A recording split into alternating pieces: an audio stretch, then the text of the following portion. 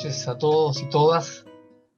Agradezco esta invitación, esta oportunidad de poder compartir con ustedes un poco, digamos, de conocimiento, pero por sobre todo compartir inquietudes, compartir sueños, compartir ciertos anhelos.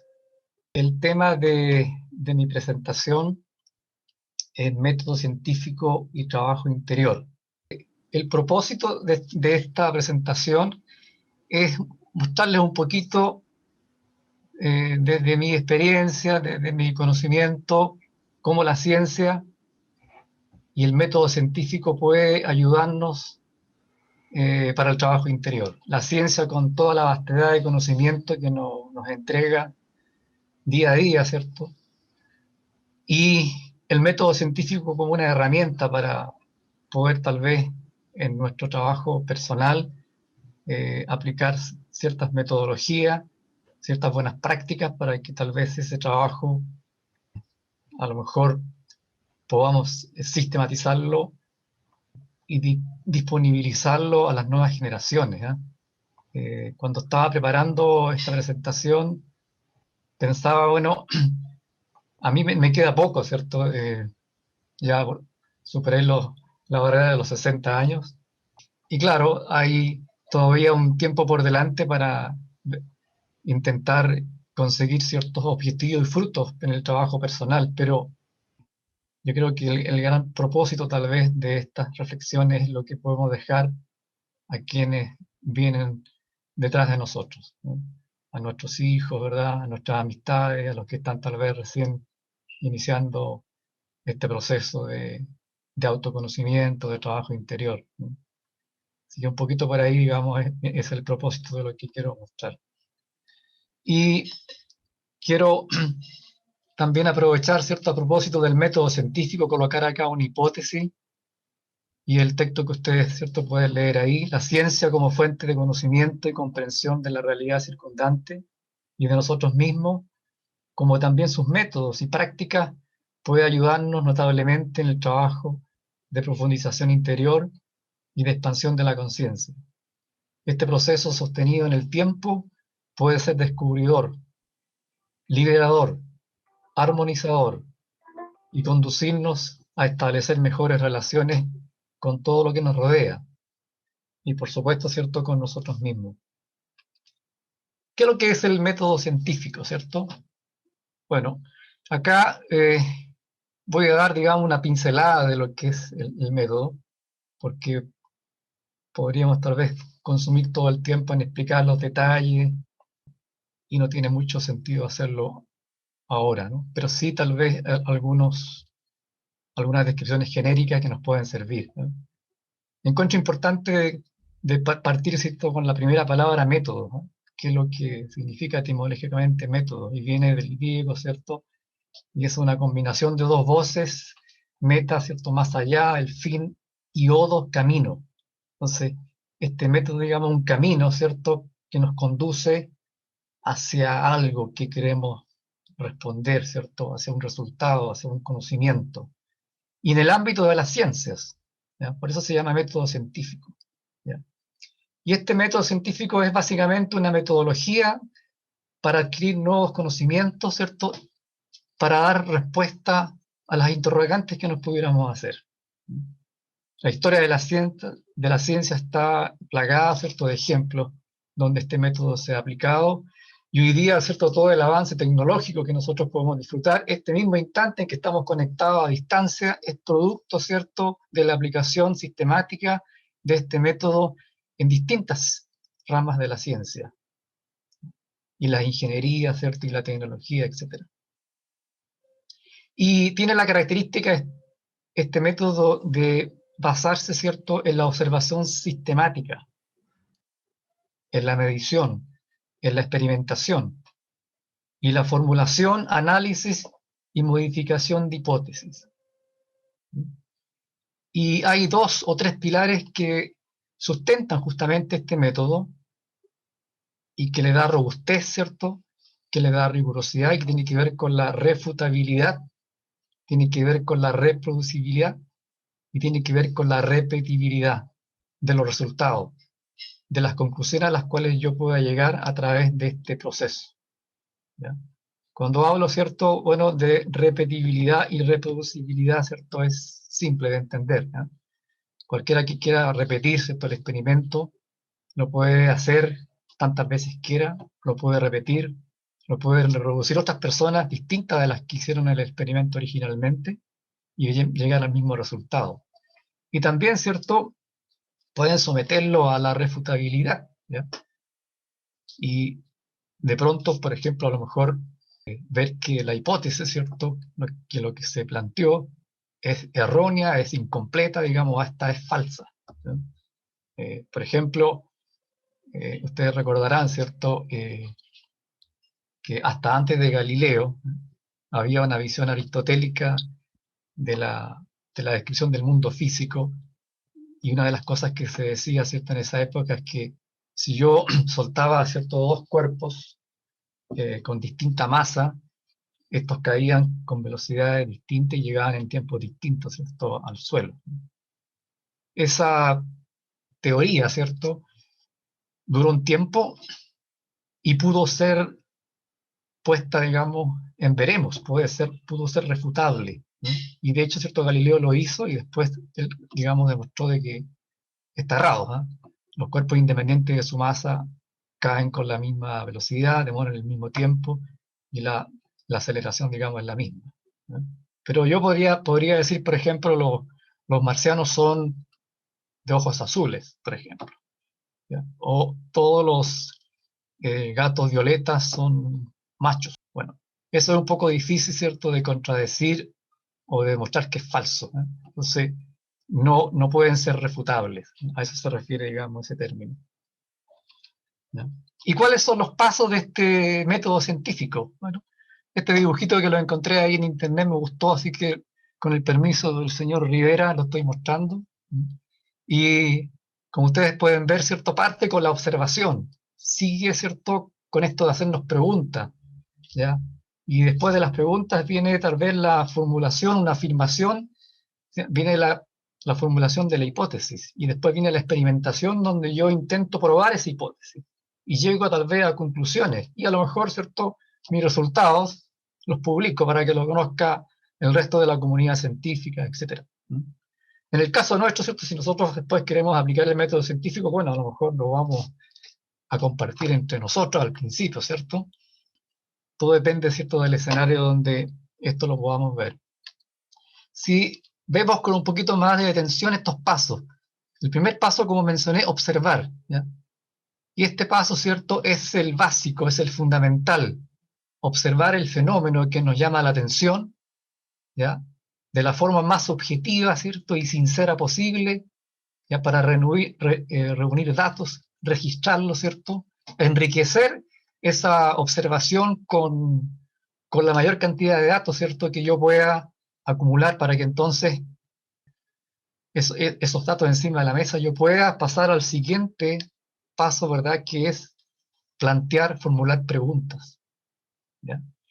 Va a depender, ¿cierto?, del ámbito o de la categoría de la investigación que yo esté haciendo, si las observaciones, por ejemplo, puedan ser prácticas, puedan ser, digamos, experimentos, puedan ser cosas medibles, pues, puedan ser cosas cuantificables o sean meramente cualitativas. En las ciencias duras, ¿cierto?, la física, la química, la biología, es bastante, ¿cierto?, factible poder trabajar con cuestiones físicas medibles y cuantificables, pero si nos vamos a ámbitos de ciencias sociales, por ejemplo, ¿cierto?, de psicología, ¿ya?, ahí hay aspectos que son mucho más cualitativos, ¿ya?, que cuesta medirlo. Incluso, ¿cierto?, quien observa puede muchas veces influenciar la observación. Hay interpretaciones que van a depender también de quién está observando. Bueno, pero este segundo paso, ¿cierto?, el plantearse preguntas, ese es fundamental. Plantear, digamos, buenas preguntas, ¿ya?, describir de la mejor forma lo que queremos resolver. Y aquí, ¿cierto?, el qué, el cómo, el por qué, el cuándo, el dónde, ¿cierto?, deberían estar ahí, deberían estar presentes, ¿cierto?, en estas preguntas que nosotros formulemos. Un amigo y colega, ¿cierto? Y con el cual compartí hace un tiempo una presentación acá, él decía, la clave, ¿cierto?, en hacer una buena ciencia y que tenga un impacto es que cuando uno esté en este proceso, uno pueda formularse buenas preguntas. ¿Ya? Y preguntas a lo mejor que están en el ámbito, ¿cierto?, de lo desconocido, más allá de la frontera de lo desconocido. Hay preguntas hoy día, ¿cierto?, que ni siquiera nos imaginamos que se podrían plantear. Bueno, el investigador, el científico debería hacer el esfuerzo por ir más allá, ¿ya? Y adentrarse, digamos, y poder tender la mano un poquito más allá de la frontera y poder formularse esas otras preguntas. Y ahí hay que ser osado, ¿eh? Osado, ¿cierto? Y después, ¿cierto?, que yo me planteo las preguntas, puedo incluso hasta hacer algunas afirmaciones a priori. Y puedo entonces plantear, elaborar una hipótesis, ¿no? Un poco como la que yo describí al inicio, ¿cierto?, de la presentación, cómo la ciencia, ¿cierto?, cómo el método científico puede ayudarnos a nosotros que estamos empeñados en un trabajo interior. Y eso, bueno, lo tendríamos que demostrar. Y después entonces que yo elaboro la hipótesis, ya puedo hacer predicciones, resultados que podría yo entonces esperar en esta otra etapa que es la experimentación, ¿cierto? Donde yo pongo a prueba estas predicciones, pongo a prueba mi hipótesis, ¿ya? Y entonces realizo el experimento, ¿cierto?, asociada a la predicción que yo tengo, la hipótesis que yo quiero demostrar, ¿ya? Y los resultados pueden confirmar, ¿cierto?, validar la hipótesis o pueden refutarla, o pueden, ¿cierto?, llevarme a que yo tenga que reformular mi hipótesis, ¿ya? Y ahí entonces vuelvo, ¿cierto?, al punto anterior para reformular la hipótesis nuevamente, tal vez hacer otras predicciones y así, ¿no?, refinando ese proceso tal vez varias veces. Si uno ve la historia de la ciencia, ese proceso es muy recurrente. Y después que yo con mi experimento consigo, ¿cierto?, demostrar mi hipótesis, entonces yo puedo elaborar conclusiones, y esas conclusiones pueden ser de las más variadas, ¿cierto? Puede ser una ley, puede ser un modelo que explique el fenómeno, puede ser una ecuación, ¿cierto?, que modele el fenómeno que yo observé y que despertó mi curiosidad. Pero quiero detenerme acá en este punto, ¿cierto? Y precisamente en el último término que usé, ¿no?, curiosidad, ¿ya? Y con esto quiero un poco desmistificar esto de que el método científico, digamos, está, digamos, reservado para los científicos, para los investigadores, los que están en un laboratorio, los que están en un centro de investigación, ¿ya? Porque en realidad lo que no está dicho acá en esta descripción paso a paso del método científico es que hay algo, ¿cierto?, que está en, en la esencia del que investiga y que es este germen, digamos, de la curiosidad.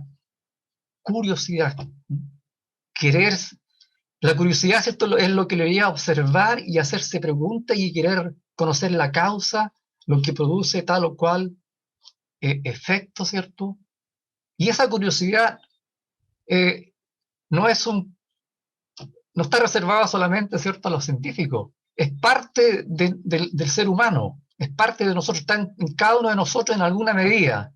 Desafortunadamente, en algunos a lo mejor bastante ahogada, ¿cierto?, por una serie de fenómenos sociales que podríamos hablar largo de aquello, ¿no? Pero si ustedes observan un niño de meses, ¿no?, o en los primeros años, él es extremadamente curioso y él trata, digamos, de conectarse con la realidad moviendo sus manos, sus brazos, ¿cierto? Y todo lo que está cerca lo toma, lo aprieta, lo lleva a la boca, lo saborea, lo muerde. ¿Y qué es lo que está haciendo con eso? Está conociendo, ¿cierto?, esa realidad que le circunda.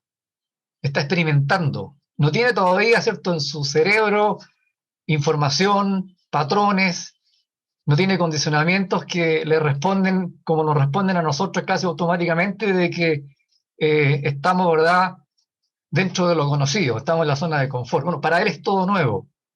Y él con las herramientas que tiene, ¿cierto?, y con esa curiosidad que es propio de su naturaleza, empieza a descubrir ese mundo.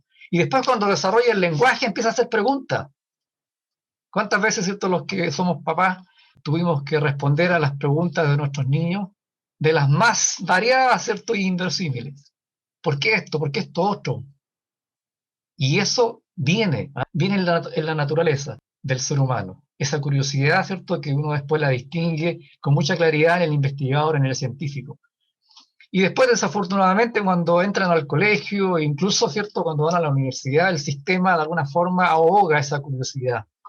Le entrega conocimiento, ¿cierto? Le entrega contenidos, le entrega, ¿cierto? Herramientas para, bueno, poder desenvolverse después en la vida, pero ese germen de la curiosidad, del querer saber y de querer experimentar, yo veo, ¿cierto?, cómo eso se va atrofiando, se va apagando.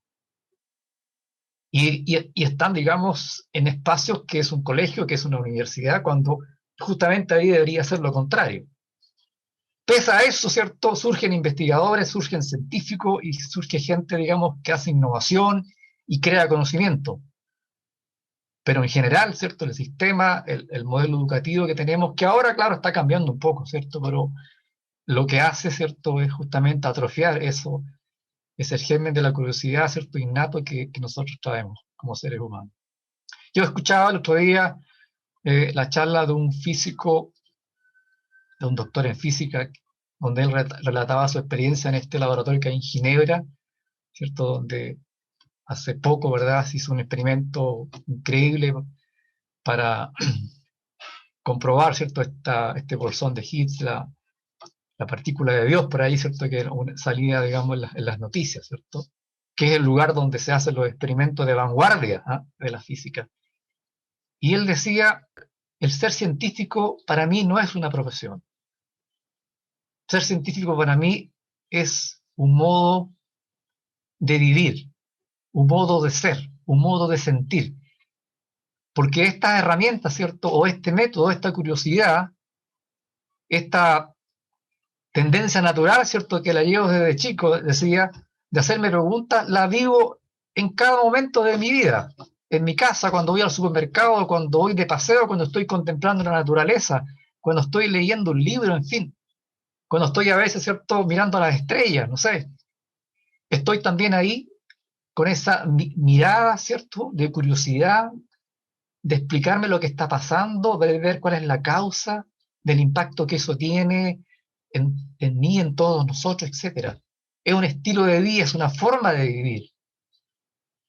Y yo creo que si nosotros, ¿cierto?, incorporáramos, ¿cierto?, esa concepción, ¿verdad?, de ser, de qué es lo que es ser un científico, ¿cierto?, de qué es lo que es aplicar en nuestra vida el método científico, más o menos, ¿cierto?, siguiendo un poco estos pasos, porque claro, van a haber áreas, como dije anteriormente, donde no vamos a poder hacer tal vez un experimento así objetivo, midiendo, pero sí, al menos, ¿cierto?, alguno de estos pasos poder hacerlos nuestros, vivirlos y sistematizar la experiencia humana. ¿Cómo esto, verdad, se relaciona con el trabajo interior? Y acá, ¿cierto?, voy a mostrar algunas frases que para todos nosotros son muy familiares y que las hemos repetido, ¿cierto?, y que las llevamos como estandarte. Conocernos a nosotros mismos, ¿cierto? Desenvolvernos. ¿Ya? Y aquí voy a empezar, digamos, a colocar otros aspectos de este trabajo interior que me van a permitir aportar algunos datos. ¿Eh? Reconocer nuestros condicionamientos. Ver cómo la mente subconsciente, ¿cierto?, influye en nuestro comportamiento. Influye cómo vivimos la experiencia, vivimos la vida, cómo nos relacionamos. Cómo determina incluso, ¿cierto?, lo que podamos conseguir en este trabajo. Cómo podemos, ¿cierto?, también modificar, orientar o reemplazar, ¿cierto?, estos patrones de comportamiento, estos condicionamientos. Este querer desenvolvernos va, digamos, en esa línea. ¿Ya? Y ahí está, ¿cierto?, la última frase ahí, expandir la conciencia, ¿cierto? Que es como el broche de oro, ¿no? O lo que está subyacente en todo este trabajo, expandir la conciencia. ¿Será que entonces la ciencia, será entonces que el método científico puede contribuir en estos anhelos, ¿cierto?, en estos deseos, en estos estandartes que hemos levantado, en particular expandir la conciencia, en particular reconocer nuestros condicionamientos, en particular, ¿cierto?, tomar los conocimientos recientes que nos entrega las neurociencias, de que hablan, ¿verdad?, cómo nuestro cerebro, nuestra mente, ¿cierto?, por un lado, una tremenda herramienta, que nos permite conocer, que nos permite comprender, que nos ha permitido, digamos, llegar hasta acá. Pero también esta arma de doble filo, ¿cierto?, que se transforma muchas veces en una tremenda limitación, en un tremendo obstáculo, sobre todo a quienes tenemos, ¿cierto?, estos propósitos de desenvolvernos, de desarrollar, de expandir la conciencia y querer modificarnos, querer orientar, ¿cierto?, nuestras tendencias. Yo escuchaba, ¿cierto?, hace un tiempo de que todos sabemos, ¿cierto?, que el trabajo interior es trascender la experiencia humana. Con esta tremenda herramienta, ¿cierto?, que hoy día la ciencia y en las distintas disciplinas nos está dando elementos increíbles. Y ya desde hace tiempo, décadas. Y por ejemplo, ¿cierto?, nos han hablado de la mente inconsciente, nos han hablado de la mente automática. Y cómo esta mente automática, cómo esta mente que está, digamos, ahí en el inconsciente, determina nuestras decisiones. Cuando leí esto por primera vez hace ya un tiempo, quedé sorprendido, pero ¿cómo? Si yo decido, yo soy el que decido, ¿cierto? Yo decido comer esto y no comer esto otro. Pero hoy día, y en realidad ya hace un buen tiempo, es posible, a través de estos escáneres, ¿verdad?,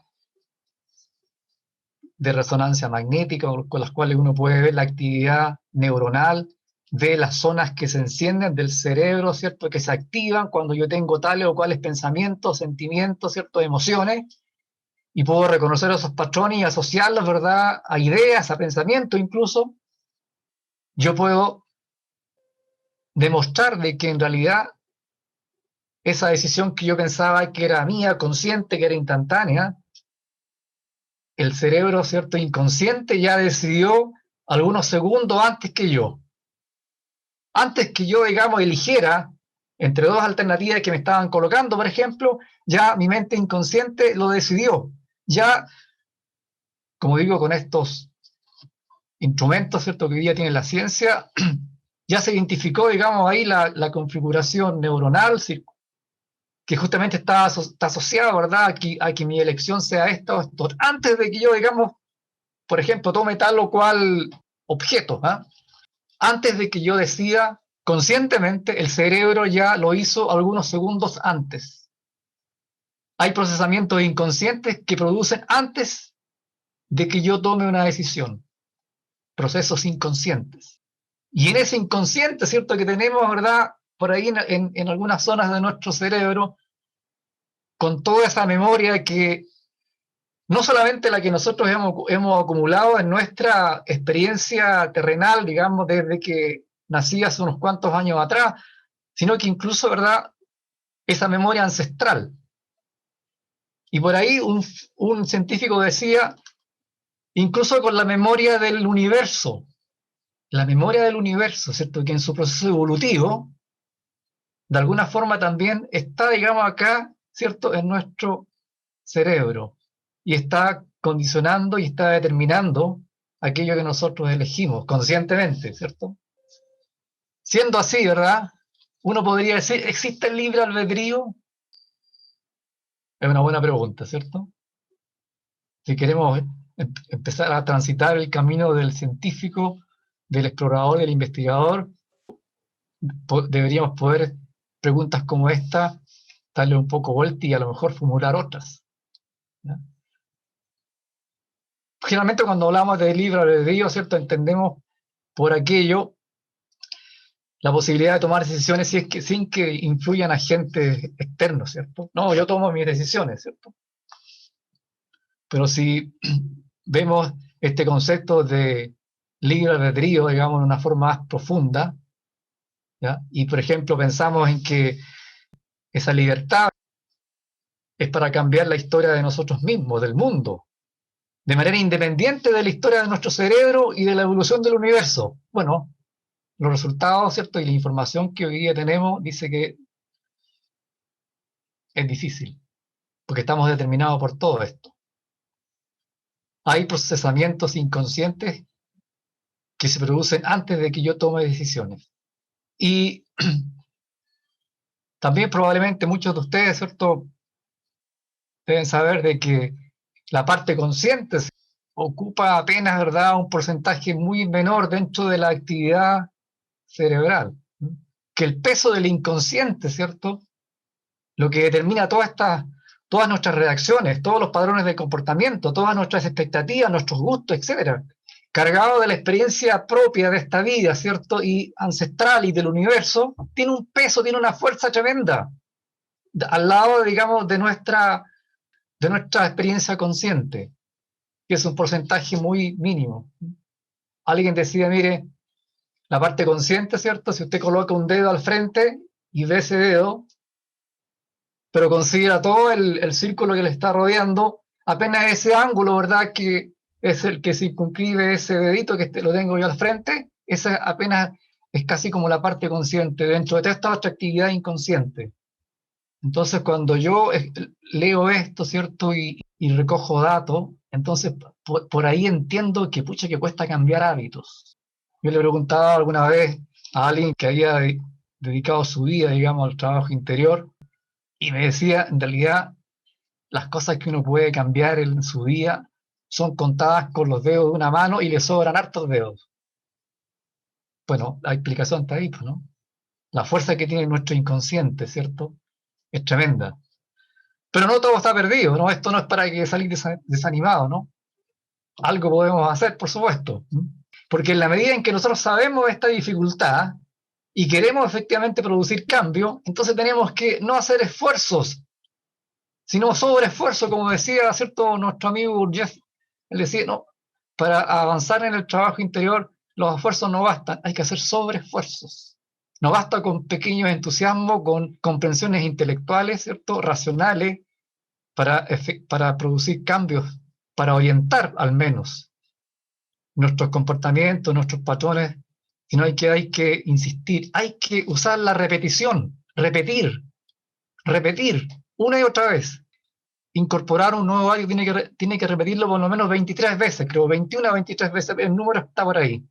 De lo contrario, uno vuelve, digamos, a lo conocido, vuelve a lo que está incrustado ancestralmente, para no, digamos, subestimar el trabajo interior, para no soñar de que porque hacemos tal o cual cosa ya estamos, ¿cierto?, estamos evolucionando. De repente la vida nos pasa algunas experiencias y nos ancla a la realidad y nos demuestra que, wow, lo que nos imaginábamos, ¿cierto?, no era así. Bueno, hay mucha información que avala esto que estoy diciendo de cómo nuestra mente inconsciente nos determina, cómo la percepción, digamos, de la realidad no es sino que esta superposición de mapas mentales, de circuitos neuronales, ¿verdad?, que están ahí en nuestra memoria, en nuestro cerebro, y que cuando recibimos un estímulo visual, qué sé yo, experiencial, estos mapas se superponen, se integran y interpretan esa realidad. Y hacemos, ¿cierto?, apenas una integración parcial de esa realidad, ¿no? Lo que, por ejemplo, perciben nuestros ojos es una cantidad de información, es finita, por supuesto, pero es bastante mayor que la que nosotros conscientemente utilizamos. Y la otra pasa directo, ¿cierto?, a alguna otra zona del cerebro. Pero la que es consciente, ¿verdad?, es por una ínfima parte. Pero aún así, cuando nosotros vemos una manzana, no vemos la manzana, ¿cierto?, completa, sino que vemos una forma de manzana, ¿cierto?, y un color, y nuestro cerebro inmediatamente integra, toma información que ya la tiene y la integra, la incorpora y completa la imagen. Y así ocurre, pero con todo. Y ocurre también con las personas, ¿no? Y ahí está, digamos, lo complicado para nosotros, ¿no? Empezamos a ver con quienes compartimos, ¿cierto?, nuestros más cercanos, nuestra familia, nuestros colegas, nuestros amigos, lo que percibimos de ellos, o nos relacionamos en realidad con imágenes que tenemos guardadas de ellos, ¿cierto?, en nuestra cabeza. A veces ni siquiera las miramos a las personas, ¿eh? Reconocemos algunos aspectos muy particulares, ¿cierto? Y el cerebro los integra y dice, ah, es Juan. Pero a lo mejor no es el Juan de ayer. A lo mejor cambió físicamente, internamente también cambió. Pero no, nosotros mantenemos la fotografía que tenemos acá adentro y nos relacionamos con esa fotografía. Y es más, fíjense que cuando uno, y eso también está demostrado científicamente, cuando uno percibe algo, ¿verdad? Y esa percepción va por nuestros ojos y llega a la zona cervical ahí de la visión. Todo ese proceso para que podamos después reconstruir esa imagen acá en nuestra mente tiene un retardo, centenas, digamos, de milisegundos. Incluso percibimos, ¿cierto?, con un retardo. Si en ese tiempo aquello que estamos observando hubiera desaparecido, no nos damos cuenta. Porque todavía no ha llegado, ¿verdad? Todavía no hemos construido esa imagen en nuestro cerebro. Entonces, imagínense con lo que nos relacionamos. Con retardos, con imágenes parciales que tomamos de lo que hemos almacenado en el pasado. Entonces nuestra interacción con la realidad es súper parcial, es incompleta, es con retardos. Bueno, podríamos hablar largamente de este aspecto, ¿cierto? Y lo voy a dejar hasta acá nomás porque quiero referirme, digamos, un poco a la conciencia, ¿ya? Sobre la conciencia hay información re interesante. ¿Quién ha leído a Antonio Damasio, por ejemplo, que habla de cómo se forma la conciencia, ¿cierto? Cómo este proceso que es una particularidad de los seres humanos, esta actividad, digamos, compleja, ¿cierto?, de nuestro cerebro, de interacción con el medio, y de pronto aflora la conciencia que permite que uno se dé cuenta de uno mismo, se dé cuenta del medio. Entonces nosotros muchas veces nos hemos propuesto expandir nuestra conciencia. Ese es, como lo mencioné hace un rato, es como el gran objetivo de nuestro trabajo interior, expandir nuestra conciencia. Y la verdad es que cuando he hecho el intento así de ampliar mi conciencia, bueno, cierro mis ojos y trato de conectarme conmigo mismo, me imagino, digamos, a la humanidad y qué sé yo, etcétera, ¿eh? La verdad es que no consigo mucho, para ser sincero. Pero sin embargo, y aquí quiero dar un ejemplo que yo creo que puede ser muy válido, y aquí entra un papel importante el conocimiento que nos entrega la ciencia. El otro día, mi hija adolescente de 17 años, de pronto se acercó y me dijo, papá, me dijo, el universo es tremendo, me dijo. Y nosotros somos una cosita así de pequeñita. No somos nada, me decía. Y me lo contaba con asombro, ¿no? Le brillaban los ojos así. Entonces yo dije, esta es la mía, dije yo, ¿cierto? Bueno, la escuché atentamente, por supuesto, y me deleité de su sorpresa, ¿ya? Porque decía, no somos casi nada, decía nada, somos un puntito en la galaxia, además la galaxia, ¿verdad?, es otro punto en el universo. Entonces yo, para completar, digamos, ahí la fiesta, le dije, sí, eso es un aspecto. Supieras de que somos re jóvenes en el universo, ¿no? Y le recordé o le conté esa historia que alguna vez nos contó Carl Sagan, ¿cierto? Cuando hace el paralelo entre el momento en que se produjo el Big Bang y, qué sé yo, transcurrieron 24 horas y nosotros estamos en los últimos minutos, ¿no? Donde aparece, ¿cierto?, ahí el ser humano, ¿cierto? Aparece nuestra galaxia, etcétera. Entonces, y me dijo, ¿verdad? Me dijo, sí. Mira la infinitud, ¿cierto? Mira la inmensidad. Y mira lo que nosotros somos. Entonces se quedó callada y se fue para su pieza. Entonces, ¿qué es lo que quiero decir con eso? Y con esto termino. El conocimiento a veces produce en nosotros un impacto que amplía nuestra conciencia en ese instante. Fugazmente, tal vez. Y bueno, eso yo lo he experimentado varias veces en realidad. Cuando me sorprendo de repente ante un conocimiento, cuando me muestran la vastedad del universo, cuando me muestran, ¿verdad?, el milagro, ¿cierto?, de la naturaleza.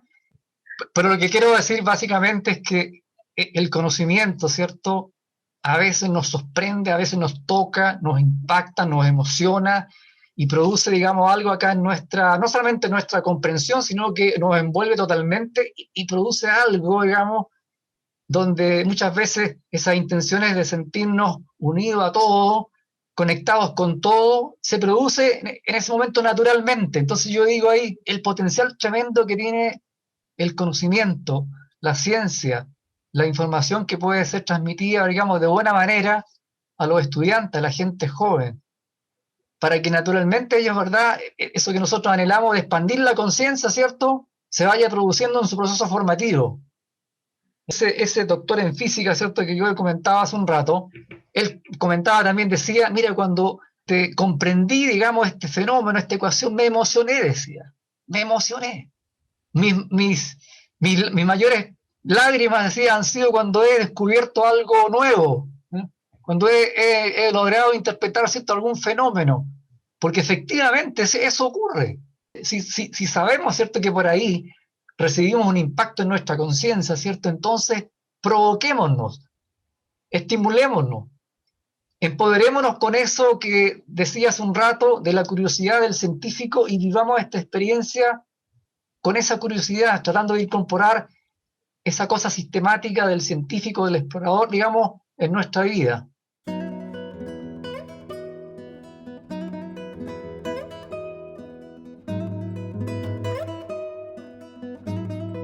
Que la he recuperado cuando me he puesto en contacto con el misterio, cuando me he puesto en contacto con lo nuevo, me he puesto en contacto con el conocimiento, y eso por supuesto que requiere un pequeño esfuerzo, ¿verdad? Pero cuando uno se pone en contacto con eso nuevo, con esa comprensión que tal vez otros nos colocaron ahí encima de la mesa, se produce algo en uno. Una forma de poder recuperar esa curiosidad es exponerse a lo nuevo, es hacer un pequeño esfuerzo, ¿cierto?, por tomar en contacto con el conocimiento. Y puede ser un conocimiento de cualquier cosa, aprender a cocinar, aprender a tejer, tocar algún instrumento, en fin, conocer, ponerse en contacto con algo nuevo y entenderlo, porque el entender, el conocer, produce dentro de nosotros algo especial.